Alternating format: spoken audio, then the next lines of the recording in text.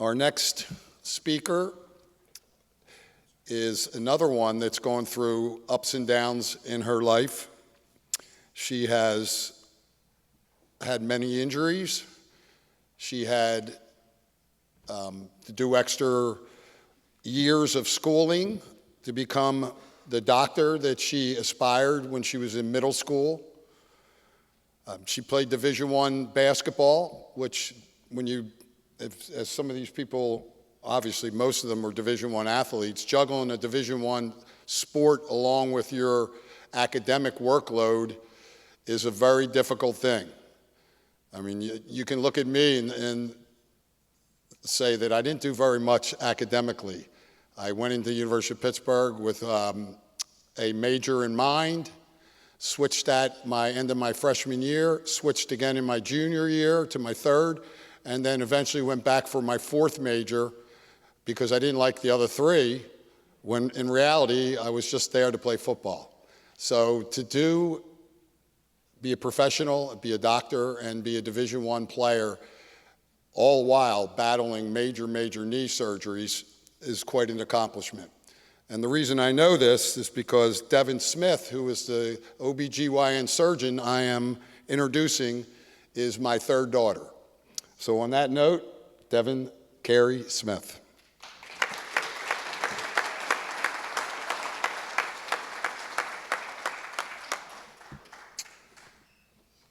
Hi, everyone. So as he introduced me, I'm Devon Carey Smith. I'm a Bucks County native and an alumnus here from Lenape Middle School. I'm currently a urogynecologist, which is a pelvic reconstructive surgeon, for many of you that don't know what that means, at Cooper Hospital in Camden, New Jersey. I wanted just to talk to you all for a couple of minutes about my story in hopes that it can relate to some of you and hopefully you can learn from my experiences. So I'm not sure if anyone here is familiar with something called grit. Coincidentally, I just saw there was a poster out there that has it on it. But grit is something I just recently learned there was an actual term for. Grit is defined as the combination of passion and perseverance in an effort to achieve a long-term goal. My story and process to get to where I am today really is defined by this term and is something I still take pride in as I continue to strive towards this. My early life growing up was heavily focused on athletics, specifically basketball. Whether it was my initial dream or more of a copycat effect from my older siblings, the ultimate goal was to play Division I basketball. I was never spectacular. I was good, but really had average height, average speed, and average natural talent. But I overcame a lot of it with the skills I developed through hours of work and practice, whether it was forced or elective. I earned my way to earn a college scholarship at my dream, Loyola University in Maryland. Unfortunately, just months after committing to Loyola, in the second game of my senior year of high school, I suffered a season-ending knee injury by tearing my ACL. To me, at this time, this was the most devastating thing that ever happened to me. My life up until this point was basketball, and that was really all that defined me.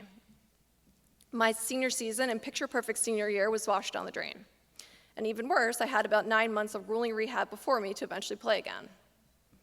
Looking back, it's a blur, but I can remember there were many tears, hard days, sore muscles, and unmotivating workouts I forced myself to get through. But really, without hesitation, I took it one day at a time, 1 week at a time, and 1 month at a time to get back through those workouts and back to the court about 10 months later. So now I was at Loyola, beginning my freshman season, just 1 month in, and during a very routine cutting drill or running drill, I cut the wrong direction and blew up my knee again. I immediately felt the same frustration and really devastation of losing yet another season and having to undergo that rehab journey all over again. I definitely had my own doubts, as well as others did, about whether or not, she could get through it, but I knew right away I could. I was just taking it again, just one day at a time, and had faith that I could return to playing again.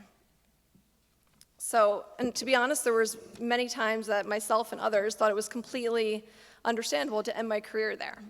I was by no means heading to the WNBA, or at this point, likely even contributing significantly to my college team again.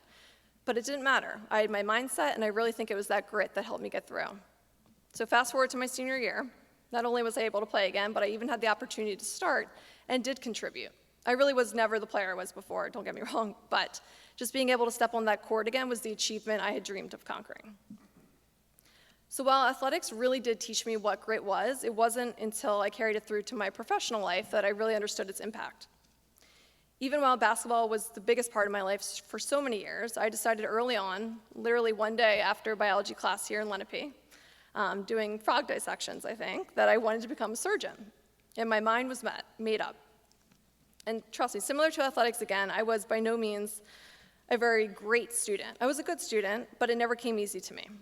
If I earned good grades, it's because I put in the work. And I really quickly realized how much work it would take to have a career in medicine. So at Loyola, while balancing basketball, workouts, rehab, and majoring in pre-med, I decided to go to medical school. I struggled more in school than I ever did while taking these pre-med classes. I took countless summer classes, had endless tutors, did a ton of study hall, and it was still a major struggle. I still remember one of my college professors, who was actually the head of the pre-med department, telling me that I should become a physical therapist instead, because he said I literally put athletics over my academics, and I had slim to no chance of getting into medical school, and I would save a lot of time and a lot of money trying to do it. So even with this advice, it never seemed to faze or falter me. I just knew I had to put in more work and find another way. So after graduating college, I took out student loans, took a year of grad classes, prepared for my MCAT test to get into medical school, did another year of research, and finally applied to medical school. I applied to over 45 schools and got rejection after rejection. Then one day in December 2011, I can still remember it very clearly, I got my one and only acceptance letter. That was all it took. One acceptance and one door to open. I still think of this honestly as my biggest professional accomplishment to this day, and I really know it was accredited to my grit. Because looking back on my story, it's a pretty easy one to tell in a couple of minutes. But the long days, which eventually led into years of studying, the accumulation of many, many student loans, the rejections, the hurdles, the sacrifice of putting my life on hold for years to accomplish this goal was by no means for the faint of heart. Anything like this really takes more than just a commitment. It's the work you have to put in every day, the passion you need to continue the drive, the ability to overcome the big and small obstacles, because there will always be obstacles. So after all of it, 4 years of college, a year of grad school, a year of research, 4 years of medical school, and 7 years of training in OBGYN and specializing in urogynecology, I'm finally embarking on my first real job as an independent physician and surgeon. So hopefully you can use my story as an example, and it can show some of you that you really don't have to be the most naturally gifted or talented to achieve even your highest goals. It's having grit and perseverance to get you to where you want to be. Thank you.